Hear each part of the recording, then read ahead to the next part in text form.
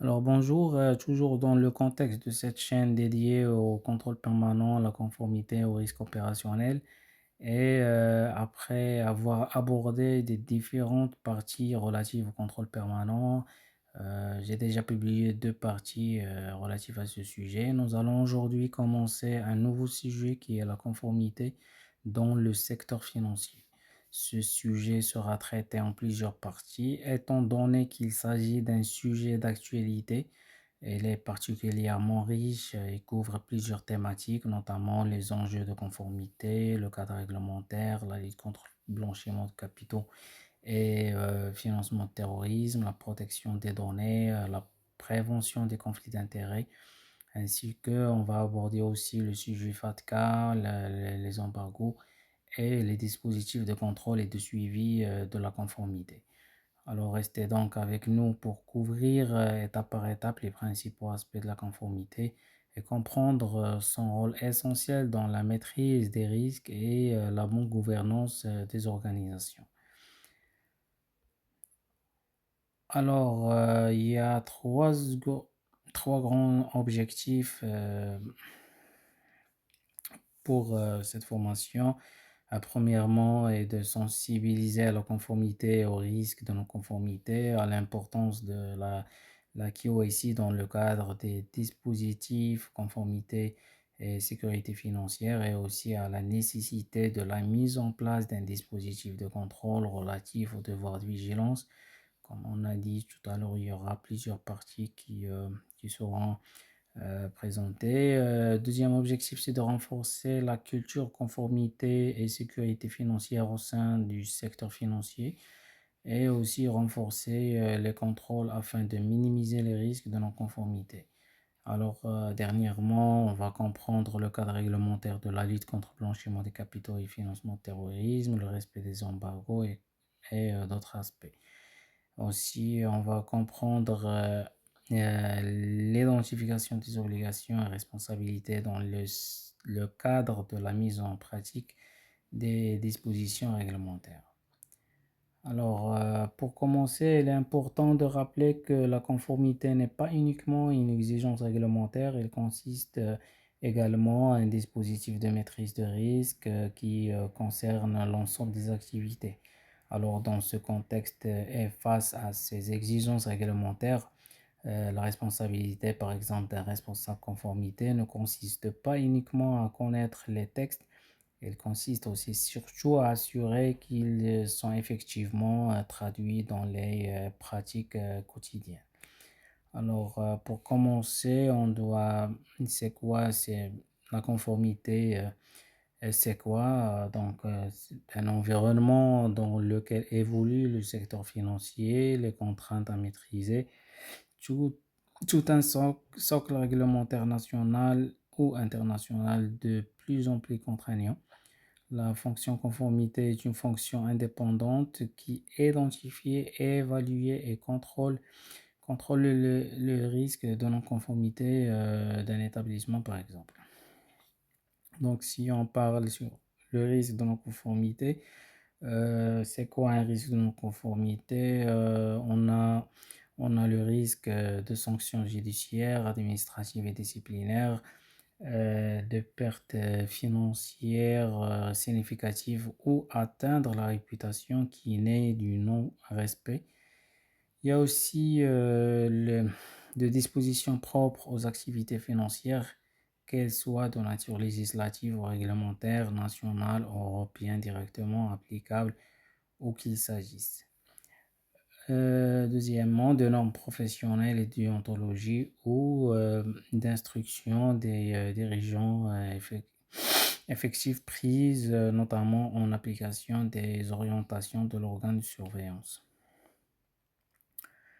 Donc, lorsqu'on dit un risque de non-conformité, c'est le non-respect de dispositions, de normes ou d'instructions ayant des impacts judiciaires, financiers ou de réputation. Donc, la conformité, on a les dispositions législatives, il y a ou réglementaires, que ce soit national, que ce soit international. Il y a aussi les normes professionnelles et déontologiques, ça peut être en interne. Il y a aussi les instructions des dirigeants effectifs. Et donc là, il y a toujours un risque de non-conformité, il y a un risque de sanctions judiciaires, administratives ou disciplinaires. Il y aura peut-être des risques de pertes financières et aussi de la réputation.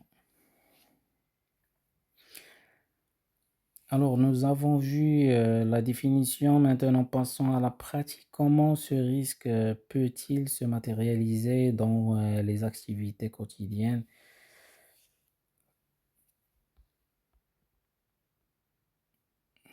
Les principaux risques de non-conformité et leur impact. Donc, on a, dans un premier temps, il y a un risque de sanctions judiciaires, administratives ou disciplinaires basé sur les règles de droit pénal et civil et sur les règlements, les instructions. Le risque judiciaire peut s'avérer très important, surtout lorsque la responsabilité pénale des dirigeants ou des responsables des établissements financiers est remise en question, bien sûr. Donc, le risque de sanctions disciplinaires ou administratives est le résultat de tout manquement identifié suite au contrôle des autorités de tutelle. Donc, les établissements doivent faire attention par rapport à ce risque qui est vraiment un peu qui est dangereux, surtout lorsqu'on parle sur les sanctions judiciaires et administratives. Alors, deuxièmement, il y a un autre risque qui est le risque de perte financière. Il s'agit des conséquences financières de la non-conformité de l'établissement financier aux exigences réglementaires. Donc, les enjeux liés au risque de non-conformité ne sont pas à négliger, comme en témoignent les sanctions qui touchent les établissements financiers. On a des amendes historiques qui est de près de 9 milliards de dollars pour la BNP Paribas. Il y a aussi un historique par rapport à 700 millions de dollars pour Crédit Agricole en Europe. Donc, ce sont des amendes vraiment très lourdes. Donc, les établissements financiers doivent faire attention à ce type d'amende. Donc là, il y a un impact, vraiment un impact financier euh, dans ce cadre. Donc, pour le risque de réputation, il s'agit des risques de dépréciation de l'image de marque qui peut provenir d'une publication de sanctions à l'encontre d'un organisme financier, par exemple. Donc, la publication peut alors entraîner une perte de clients actuels et de prospects potentiels aussi, et ainsi générer un manque à gagner important pour l'établissement, là, pour l'organisme.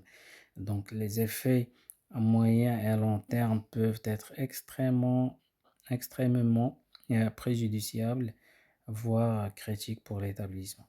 Donc, il faut faire attention à ça. Et les conséquences d'un respect, voilà. Donc, la conformité ne consiste pas simplement à éviter les sanctions. Elle consiste à protéger l'établissement, protéger ses clients, protéger les collaborateurs aussi et protéger la réputation de l'établissement.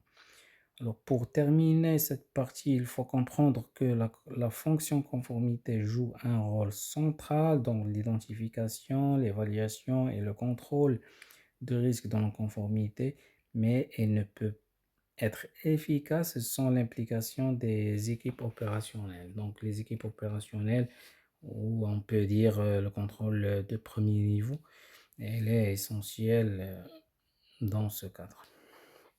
Alors, pour terminer cette première partie de formation, je vous propose une petite mise en situation. Je vais vous proposer une question pratique et je vous invite à réfléchir à votre réponse et vous pouvez partager votre avis ou votre expérience en commentaire. J'attends votre retour d'expérience. Alors, imaginons qu'une situation inhabituelle présentant un risque dans votre activité, par exemple, quel serait votre premier réflexe? Alors, j'attends votre retour en commentaire et on peut discuter la réponse, euh, la deuxième partie qui sera publiée très prochainement. Il y aura plusieurs sujets, plusieurs parties qui seront publiées. euh, Étant donné que le sujet de la conformité est un sujet d'actualité, il est particulièrement riche et couvre plusieurs thématiques. Donc voilà, et à la prochaine. Merci.